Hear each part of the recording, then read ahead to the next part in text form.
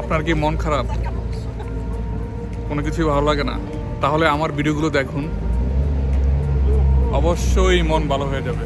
ওই যে অনেকে বলে না যে কোনো কিছুই ভালো লাগে না, কোনো কিছুই ভালো লাগে না, আমার ভিডিওগুলো দেখবেন বিভিন্ন দেশের, মন অটোমেটিক ভালো হয়ে যাবে।